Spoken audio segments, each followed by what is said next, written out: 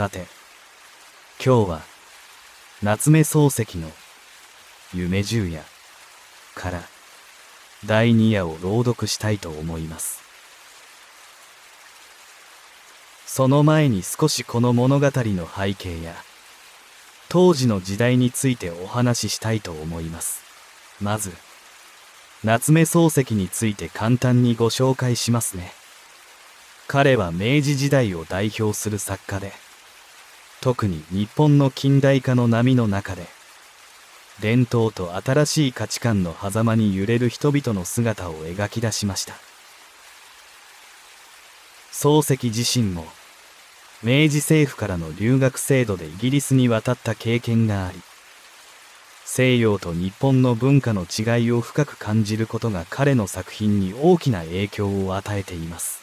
彼の作品は文学だけでなく心理学的な側面や哲学的な問いも含んでおり、当時の日本の知識層に大きな影響を与えました。夢十夜は1908年に発表された短編集で、漱石の独特な感性が光る10の夢の物語が描かれています。それぞれの話は夢の中で展開され、現実とは異なる幻想的な要素が強く、漱石の想像力が存分に発揮されています。そのため、作品全体に夢の持つ曖昧さや神秘性が漂っています。第二夜はどこか現実離れしていて、登場人物の対話自体が不思議な感覚を呼び起こします。死ぬことへの示唆など、夢特有の曖昧な終わり方が印象的です。この第二夜は、漱石が抱いていた生と死に対する哲学的な考えが色濃く反映されています。物語の中で描かれる人の関係や死への恐怖は、漱石自身の心の中にあった不安や無常感を象徴しているとも言えます。当時の日本では近代化が急速に進んでおり、伝統的な価値観や宗教観が揺らいでいました。漱石はこの変化の中で死や生の意味について深く考えていたのでしょう。また漱石の作品は単に夢の不思議さを楽しむだけでなく、彼が読者に対して問いかけるような要素も含んでいます。この第二夜も、読者が死や生の意味を考えさせられるような物語です。この物語は、責任や苦悩、そして逃れられない運命を象徴しているようにも感じられます。こうした背景を踏まえると、夢十夜はただの幻想文学ではなく、当時の日本の社会情勢や漱石の内面世界を深く反映した文学作品であることがわかります。特にこの第二夜は、漱石の人生観や死生観が色濃く現れており、読むたびに新しい発見があるような深い物語です。嵐の夜、こうした不思議で少し悲しい物語を聞くことで、より一層その幻想的な世界に引き込まれるかもしれません。漱石の文章は時に静かで、時に鋭く感情を揺さぶる力があります。ぜひこの作品を心に刻みながら、夢と現実の狭間で展開される物語を楽しんでいただけたらと思います。それでは、これから夢十夜の第二夜をどうぞお聞きください。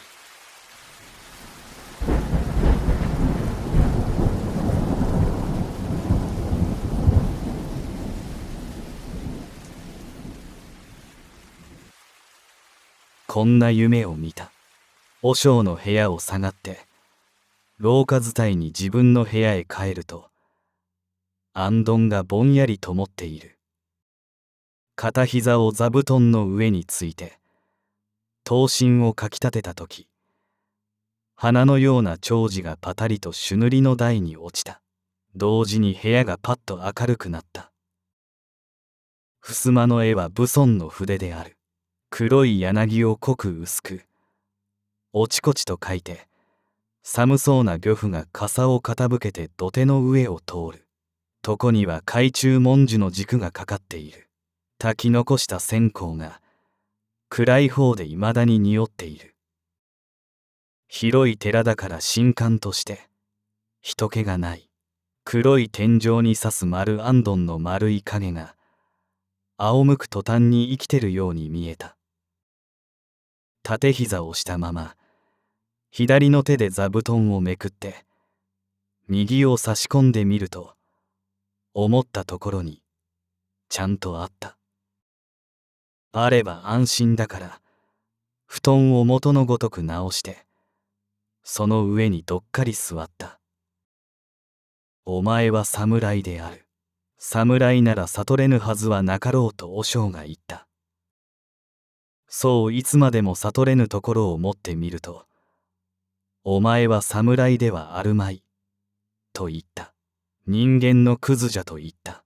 はは、怒ったなと言って笑った。悔しければ悟った証拠を持ってこいと言って、ぷい、と向こうを向いた。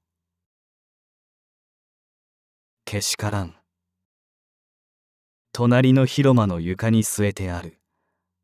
置き時計が次の時を打つまでには、きっと悟ってみせる。悟った上で、今夜また入室する。そうして、和尚の首と悟りと引き換えにしてやる。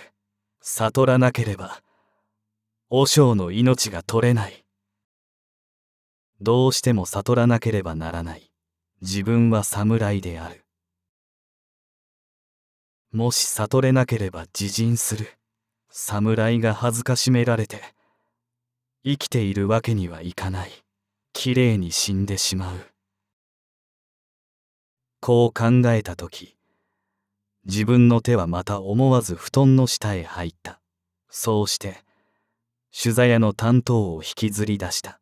ぐっと柄を握って、赤い鞘を向こうへ払ったら、冷たい刃が一度に暗い部屋で光った。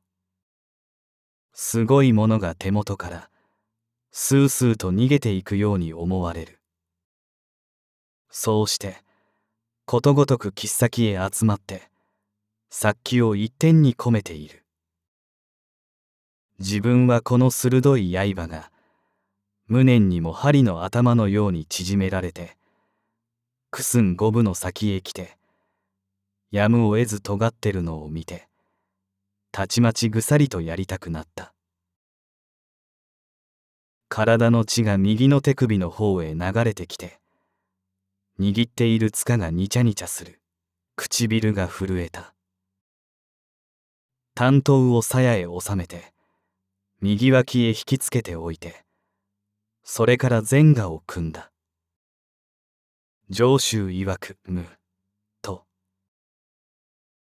無とはなんだ、クソ坊主め、とはがみをした。奥歯を強く噛みしめたので、鼻から熱い息が荒く出る。こめかみがつって痛い。目は普通の倍も大きく開けてやった。掛け物が見える。あんどんが見える。畳が見える。和尚の夜間頭がありありと見える。ワニ口を開いて、嘲笑った声まで聞こえる。けしからん坊主だ。どうしてもあの夜間を首にしなくてはならん。悟ってやる。無だ、無だと下の根で念じた。無だというのにやっぱり線香の匂いがした。なんだ線香のくせに。自分はいきなりげんこつを固めて自分の頭を嫌というほど殴った。そうして奥歯をギリギリと噛んだ。両脇から汗が出る。背中が棒のようになった。膝の継ぎ目が急に痛くなった。膝が折れたってどうあるものかと思った。けれども痛い。苦しい。無はなかなか出てこない。出てくると思うとすぐ痛くなる。腹が立つ。無念になる。非常に悔しくなる。涙がほろほろ出る。一思いに身を大岩の上にぶつけて、骨も肉もめちゃめちゃに砕いてしまいたくなる。それでも我慢してじっと座っていた。耐え難いほど切ないものを胸に入れて、忍んでいた。その切ないものが体中の筋肉を下から持ち上げて、毛穴から外へ吹き出ようと焦るけれども、どこも一面に塞がって、まるで出口がないような残酷極まる状態であった。そのうちに、頭が変になった。行灯も、武尊の絵も、畳も、違い棚も、あってないような、なくってあるように見えた。と言って、無はちっとも厳然しない。ただ、いい加減に座っていたようである。ところへ忽然、隣座敷の時計がチーンと鳴り始めた。はっ、と思った。右の手を、すぐ、担当にかけた。時計が、二つ目を、チーン、と打った。